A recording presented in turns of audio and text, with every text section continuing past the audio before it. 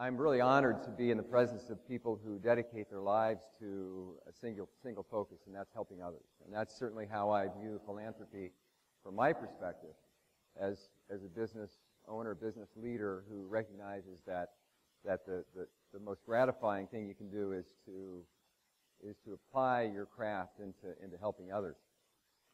So I'm going to talk today about, actually I've broadened it to not just Facebook, but social media in general and the future of marketing. And I'm going to hit 3 things in my 20 minutes, and I'll do my best to go 20 minutes because I've got my slide count's about 51, so we'll see how that goes. I'm on number 1. But 3 things. One, I'm going to talk to you a little bit about the shifts in consumption that are accelerating this pace of embracing digital media and the opportunities for marketers, mostly at the expense or somewhat at the expense of traditional media. I'm going to talk about kind of a 6-point playbook to deploy social marketing on a broad level, and then I'll share some stories that reflect that. Get this going. Okay, so first, this is, in cinematic terms, my establishing shot, that there are 7 billion humans on this planet, soon to be 8 billion. And the rate of disruption and pace of innovation is accelerating. This chart is difficult to read, but suffice it to say, the heavy blue line is television, analog television. You see decreasing. You see print decreasing. You see the digital media ever accelerating. And the scary point is that by 2020, the average hours per week in the U.S. spent in all media will be close to 90, which is somewhat scary, up from under 20 in 1900. So certainly, this always-on environment is creating an ability at marketers to connect with people, but it's also disruptive. And, we know, and this is an interesting how the pace of change has triggered a number of people online. Today, there are 8 out of 10, 80% of the people you see in Canada are online. 2.3 billion around the world go online from a PC. You see how that's broken out. And in Canada, social media accounts for, at Facebook alone, 18.5 million, or 70% of the total online population, and about 70% and that continues to grow. Twitter, the up-and-comer, 10 million people, or 23% of the online population. And you've heard it said that the next frontier of access to the Internet is on mobile. This chart indicates that. In 2008, not quite 5 years ago, you see this division of smartphones and feature phones, the top line of feature phones. You see that has reached a connected point. They intersect now this year. More people now have access to mobile phones than toothbrushes or toilets. And Android's the leader, but Apple has all the profits. So 75% of the profits with 9% of unit sales come from Apple. Interesting point. And global smartphone penetration, which really continues to accelerate our opportunity, is now at 15%. China alone, over 1 billion mobile subscribers. That's how they access the Internet. Over 400 million web users, and 15%, again, are smartphone. In Canada, mobile phone penetration among adults is around 66% and growing. Within the next 4 years, it'll be at 75%. And smartphone penetration of all the entire marketplace of adults is 35%, and it represents more than half of mobile phones. Who in the room has an Android or an iPhone? So here we're disproportionately heavy, so about 80% of this room. So you see, those again are creating opportunities. This chart shows that adoption curve that by 2016, 46% will own a smartphone. And interestingly, in 2014, access to the web, hard to believe, but access to the web over mobile devices will overtake PCs. So that, in case you're not sure, mobile is here, and it's the place that you need to reach your constituents, ever increasingly. And just alone, Apple shipped 85 million iPads, and we look at their stock performance, notwithstanding the last couple of weeks, that illustrates how well they are doing. And, importantly, that if you're not paying for an online service, you, in fact, are the product. That is true with Facebook. So this is my current Facebook page. It's I have control of this environment. I post what I want to post. I put the pictures up that I want to put up. I highlight my cause, Head for the Cure. This is my environment, and my nearly 1,000 friends have access to this because I elect to friend them. And I can post my information, I can present my programming, I can present my information. I'm the product that I want them to see. And so what about Facebook? It's interesting. You know, big show this year, the latest reality show, The Voice. Over 20 million viewers for over 55 minutes, one show last week. That's huge. But Facebook's active users do that 28 times a day globally. What's more, they do that 6 to 8 times a day in the U.S., and the Canada numbers are very similar to this.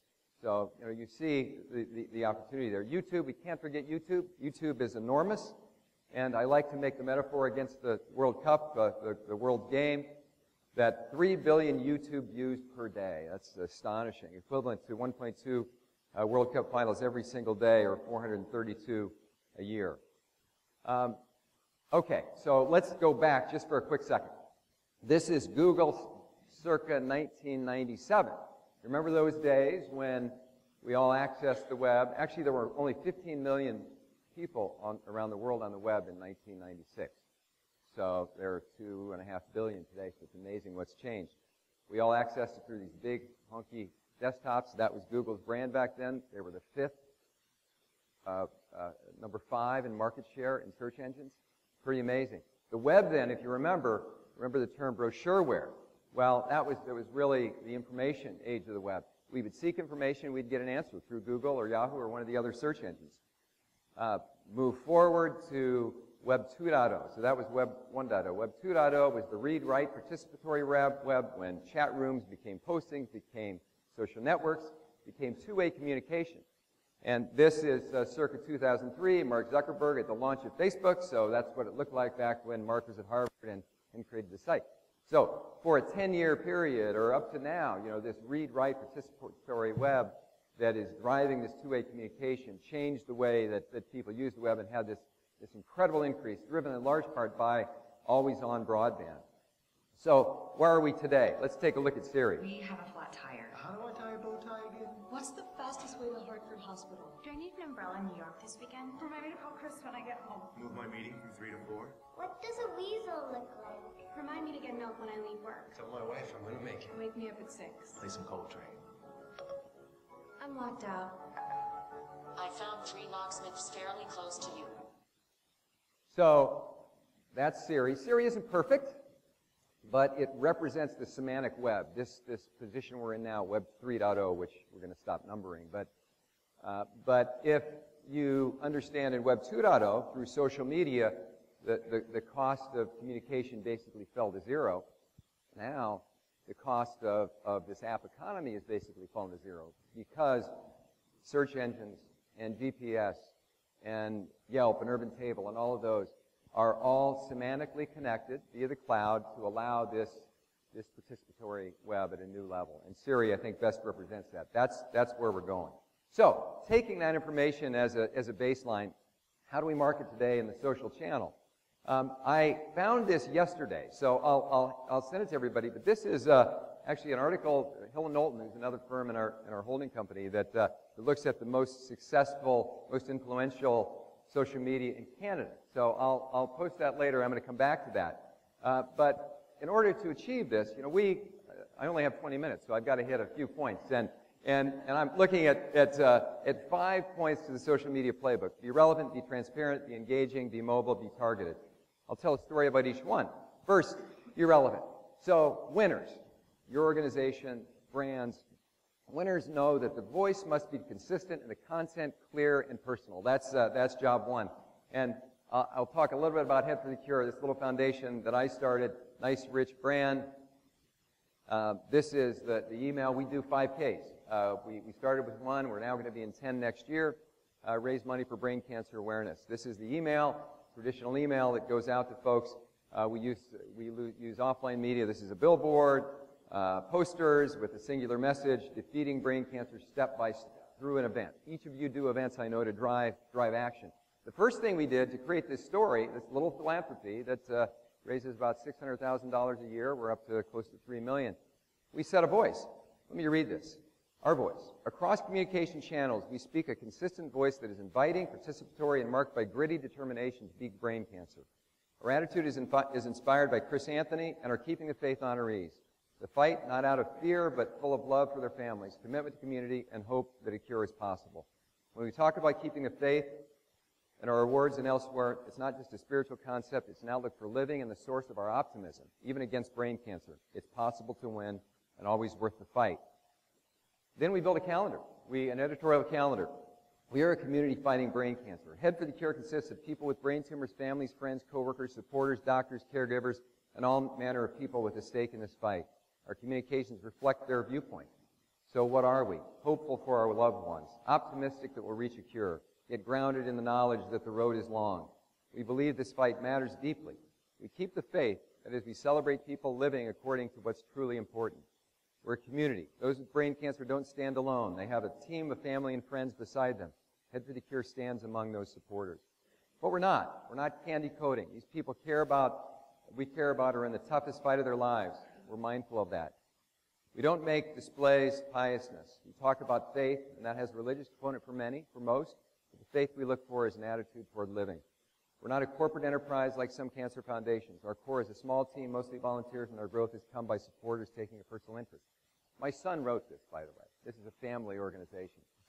And this drives everything we do with Head for the Cure. It drives our Facebook page. It drives our postings that for every event that are relevant and consistent and speak to that voice. It drives the organization we serve, which is the Brain Tumor Trials Collaborative. It's simple, but it's focused, and that's an important point. The next one is to be transparent. Winners understand it must be true inside before it can be true outside. The best example of this is our client, Queen Rani of Jordan. So go figure that a Kansas City, Missouri-based agency works for the Queen of Rania, but we do, and we created a pretty rich enterprise around all the digital media to serve as a foundation for social media. Let me play this video.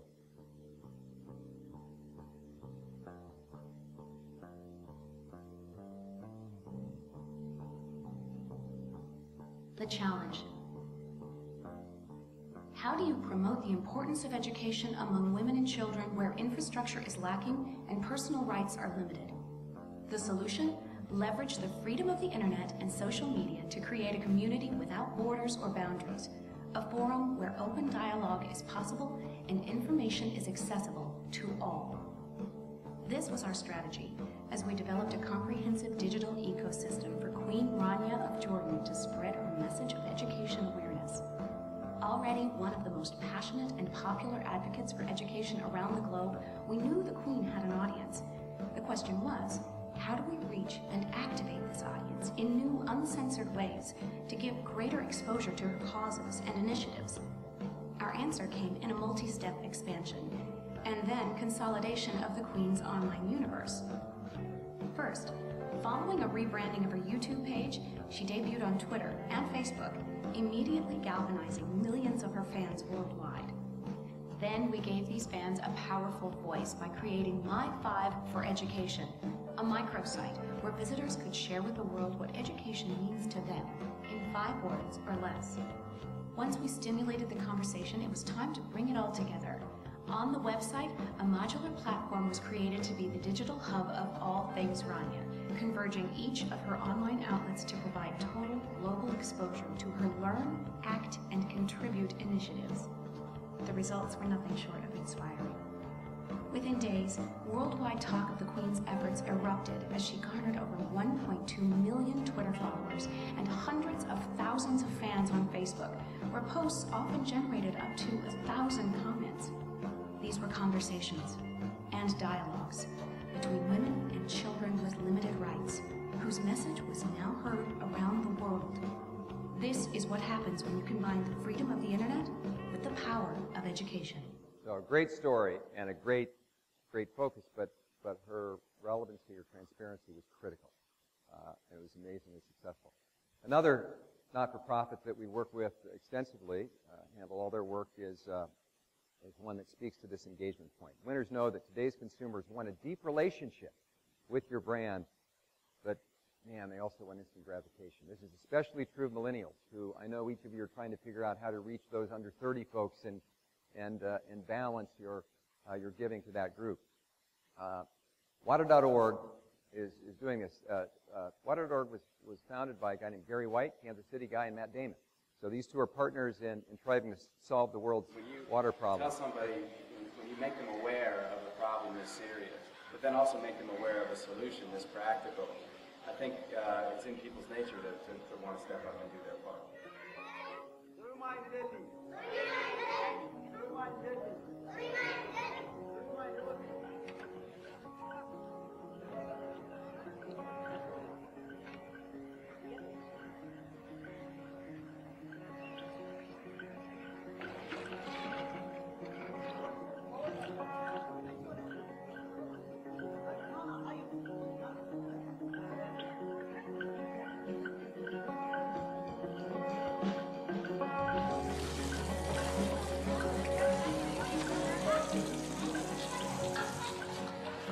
Once we can get a project in here, the water's going to be clean, these wells will be drilled and covered with a hand pump.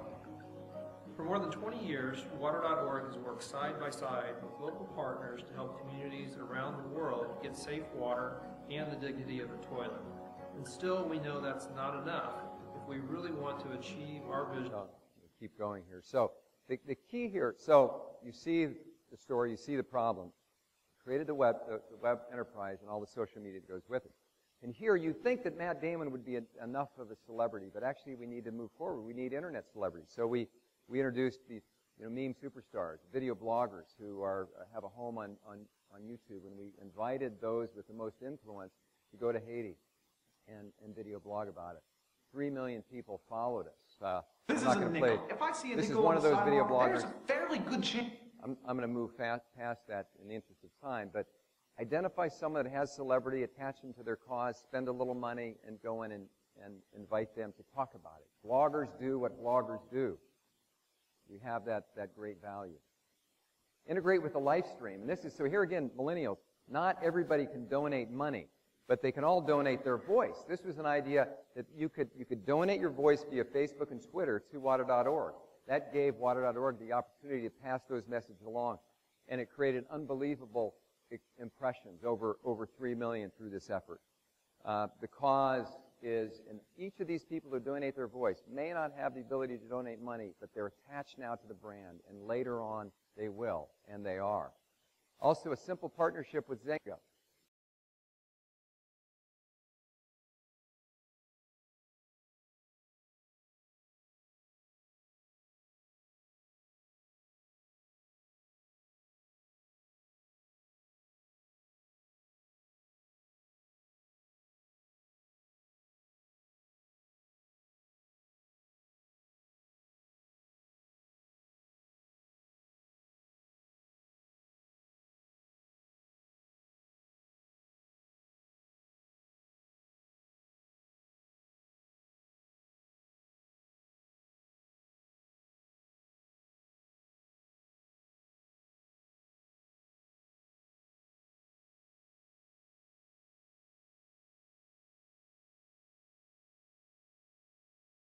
Mobile.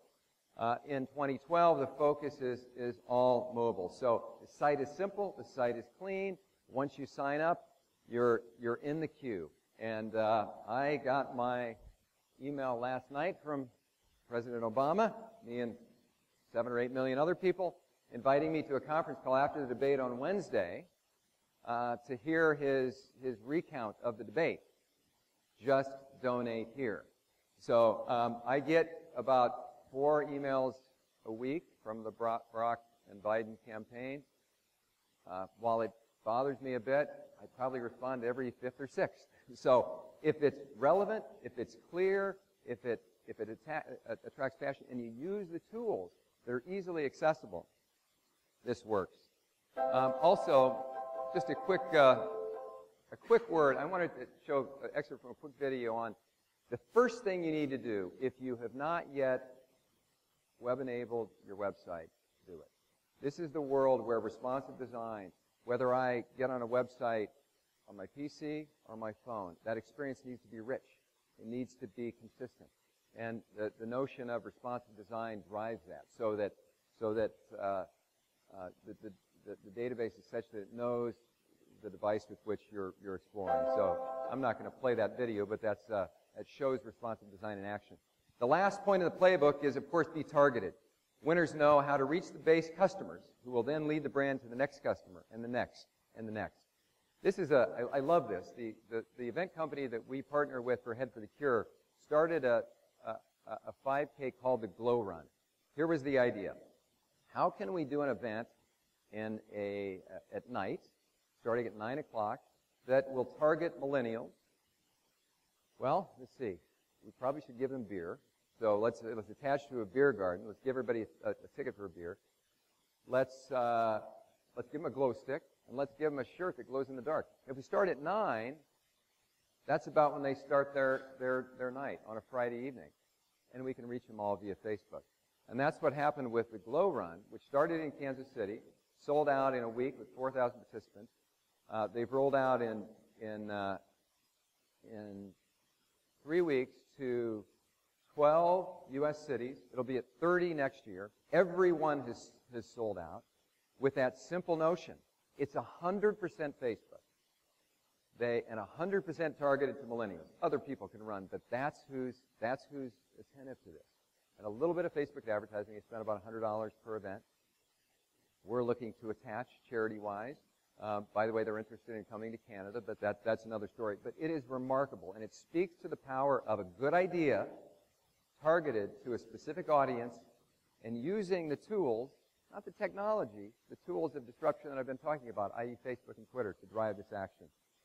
So that's the playbook. It's 5 simple points, and each of those are representative. Each of those are not-for-profits and pro bonos. Be relevant, be transparent, be engaging, be mobile, be targeted. And if you do those things and you're disciplined for them and you put a little bit of resource against it, a little bit of budget, you'll be at the top of this list of top 40 social media campaigns in Canada. I'll have that for everybody to take a look at and you see where your organization stacks up. Thank you very much. Pleasure to be here.